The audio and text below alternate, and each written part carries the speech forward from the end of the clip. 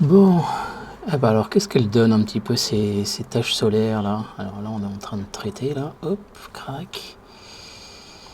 Ah bah je crois que c'est mignon tout plein tout ça. Bon, il y a des moments où il y a de la turbulence, mais par contre il y a des moments où il y a des beaux détails quand même, hein. Bonjour à tous et bienvenue sur la chaîne Astro. Comme vous pouvez le voir, il est à peu près 19h30. On est dimanche 24 avril et je suis en train d'imager le soleil pas très haut, avec la 61 EDPH et donc le montage qu'on a utilisé sur le live cet après-midi, à savoir un filtre Astro Solar en pleine ouverture, le filtre calcium K-Line de chez Bader et l'IMX 178. Avec une Barlow x3 de télévue mais avec un tirage un peu moindre, et puis on a un truc qui est franchement pas vilain du tout comme qualité d'image. Franchement là je trouve ça super chouette. Donc bah justement, profitons-en pour ce troisième épisode consacré à la 61 EDPH, qu'elle soit chez Sharpstar ou chez TS Optics, hein, c'est la même, pour parler un petit peu de ce qu'elle donne en imagerie lunaire, en imagerie solaire, et puis en imagerie planétaire et en observation planétaire. Allez, c'est maintenant sur la chaîne Astro.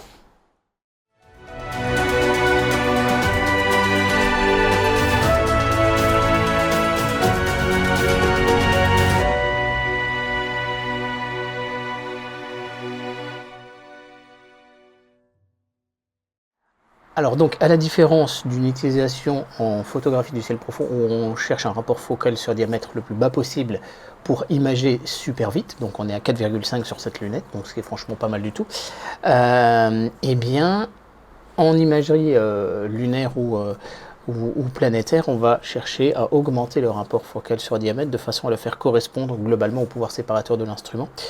Alors, il y a tout un ensemble d'équations, etc. Je peux vous renvoyer à mon épisode sur le calcul de l'échantillonnage et puis aussi mon épisode sur la photographie lunaire en haute résolution, dans lequel j'aborde un peu ce sujet-là avec les différentes formules, les différentes approches en fonction aussi un peu de la qualité de l'instrument, de la longueur d'onde et tout ça. Donc effectivement, avec ce setup, on va pouvoir pousser quand même assez loin. Ça dépendra bien évidemment de l'imageur. Et par contre, les résultats sont excellents. Donc ce que je vous propose, c'est de vous montrer 2-3 séances de prise de vue solaire que j'ai faites avec cette lunette. Ce qui est très intéressant en imagerie solaire, c'est que le diamètre de 61 mm est franchement assez limité. Donc on est peu sensible à la turbulence et même en pleine journée en fait ça passe, et ça passait mieux en plein milieu d'après-midi que sur le Photostroke 200. En revanche, quand on a beaucoup moins de turbulence, là forcément le diamètre reprend l'avantage et donc un télescope de 200 lui sera supérieur. Mais voilà, ça dépendra des conditions, et en tout cas j'ai envie de dire qu'elle est très tolérante aux conditions de prise de vue quand il s'agit d'imagerie solaire. Nul doute que vous seriez déjà très satisfait d'une telle photo avec votre télescope, mais en optimisant un petit peu le montage, c'est-à-dire en optimisant le grandissement d'une Barlow x2, on peut déjà commencer à obtenir des résultats vraiment très sympathiques, comme j'ai pu le faire ces derniers jours.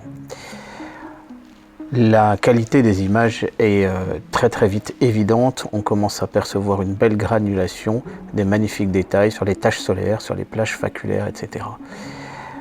Avec les graduations, on réalise nettement la dimension des phénomènes en face de nous.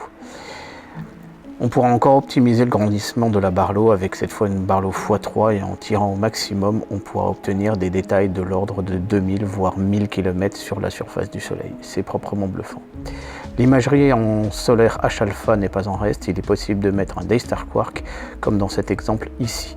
J'attends avec impatience de pouvoir en récupérer un pour pouvoir m'y mettre aussi. En imagerie lunaire, elle a l'énorme avantage de pouvoir se mettre assez rapidement sur le balcon, donc de pouvoir aller taper les premiers croissants assez facilement aussi, alors qu'on est complètement au ras de l'horizon. Et en imagerie lunaire, elle donne des très beaux résultats aussi. Je peux donc vous montrer deux prises de vue que j'ai réalisées, l'une plutôt assez basse sur l'horizon, la deuxième plus haute, et là aussi on retrouve globalement ce même niveau. Donc voilà, je peux vous donner une idée un peu du pouvoir séparateur attendu de la lunette.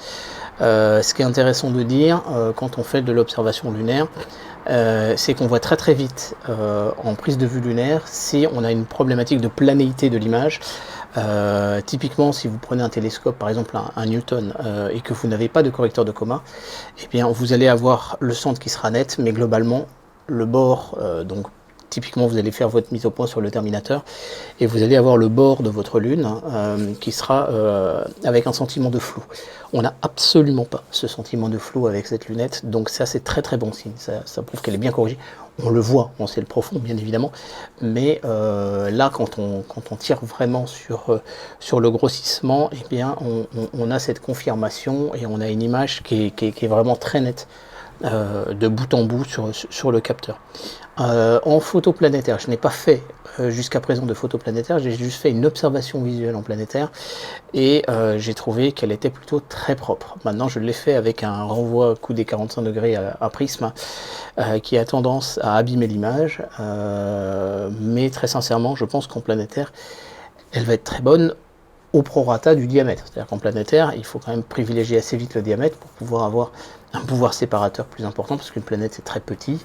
Globalement, une planète, hein, c'est 60 fois plus petit que la Lune. Quand la Lune fait 30 minutes d'arc de diamètre, une planète va faire 30 secondes d'arc, donc 60 fois plus petite en termes de diamètre apparent. Donc effectivement, là il va falloir pousser beaucoup plus. Mais sincèrement, je pense qu'elle a un beau potentiel au regard de son diamètre. Ce ne sera pas l'instrument que je vais privilégier là-dessus.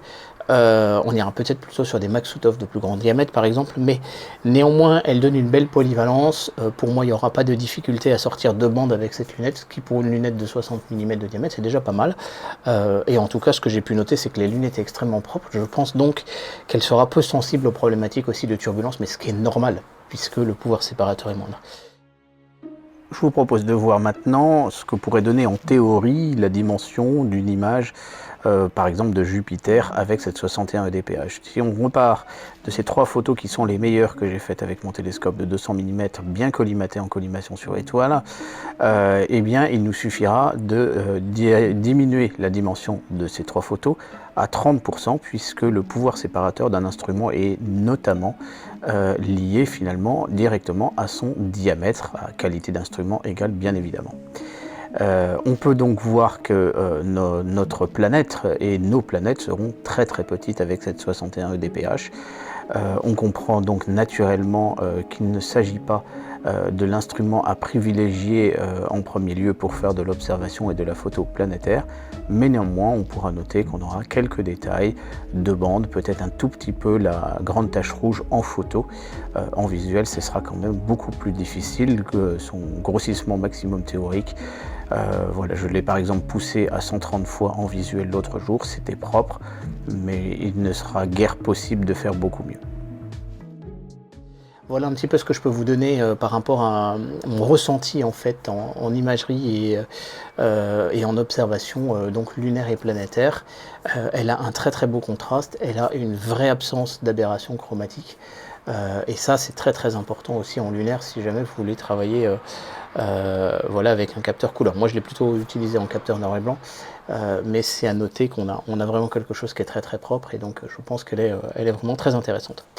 Voilà un petit peu pour mon ressenti. Alors cette lunette, bien évidemment, vous savez que cette série d'épisodes est quand même sponsorisée par Univers Astro, donc vous pouvez trouver chez Univers Astro, avec les liens qui se trouvent dans la description maintenant. Après, voilà, vous êtes libre de ce que vous voulez, mais c'est vrai que cet épisode est sponsorisé par Univers Astro. Et je remercie donc Guillaume. Donc la petite lunette 61 dph. Très polyvalente pour le lunaire et le planétaire, très sincèrement. Je pense que ça pourrait être sympa, pourquoi pas, de faire un live lunaire pur avec cette lunette pour voir un petit peu ce qu'on arrive à ressortir. Mais en tout cas, les prises de vue que j'avais faites étaient franchement sympathiques. N'hésitez pas à partager cet épisode autour de vous, à mettre des petits mots dans l'espace commentaire, ça fait toujours plaisir. Et puis, je vous dis à très bientôt sur la chaîne Astro. Merci, au revoir.